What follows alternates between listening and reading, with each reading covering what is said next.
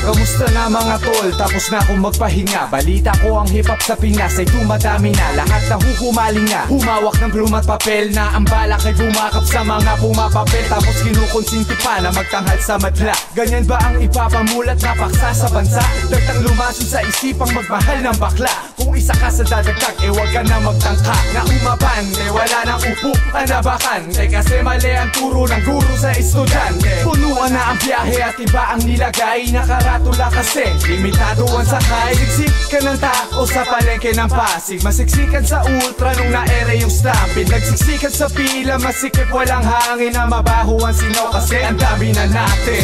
Daming nakapila at siksikan at mainit pa. Siksikan dami di mabilang at hindi ka na makahinga. Siksikan di makaabante at hindi na makasingit pa. Wala nang bakante, ang iba nakikisiksik pa. Sigahan na ang yosi, sige, siksikin mo pa. Isama-sada mo pati buto, dikdikin mo pa. Ng pinong-pino, Pilipinong hip-hop ay libo-libo. Sikat kung sino-sino, bigat ay kilo-kilo. Ng tikman ay di solido, pagkat ang iba dito malunggay. Kala mo panalo, yung pala ay talo ang bigay. Sumisikat na mga sulat ay kapunit-punit. Mga kanta na mga paksay, paulit-ulit. Pag tinira dumadami, kala mo na buntisyon. Kahit isang taon mag-practice ay wala sa kondisyon. At wala kung solusyon, mapapalay konsumisyon. Mga pa ay pinosisyon, maglalakbay sa direksyon na kung saan ang daan di palihis na palapag. Sa inyong pag-arangkada sa bilis na balibag. Kung dati hip-hop ang problema, puro nobya at kabit. Ngayon hip-hop aking pasyenteng claustrophobia ang sakit. Daming nakapila at siksikan at mainit pa. Siksikan dami di mabilang at hindi ka na makahinga. Siksikan di makaabante at hindi na makasingit pa. Wala nang bakante, ang iba nakikisiksik pa.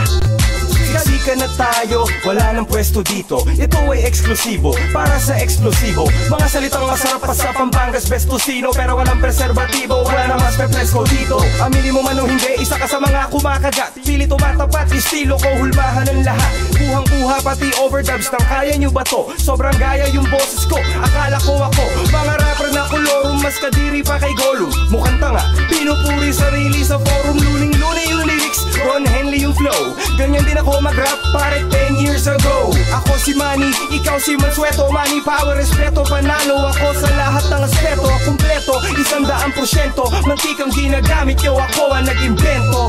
Sikat sa pila, masikip walang hangin. Na mabaho ang singaw kasi ang dami na natin. Hip-hop ang problema, puro nobya at kabit. Ngayon hip-hop aking pasyenteng claustrophobia ang sakit. Sikat na tayo, wala nang pwesto dito. Ito ay eksklusibo, para sa eksplosibo. Yung hayang mapagkato, masakit o masarap. Maliit man ang bayan, malakas naman ang palakpak. Daming nakapila at siksikan at mainit pa.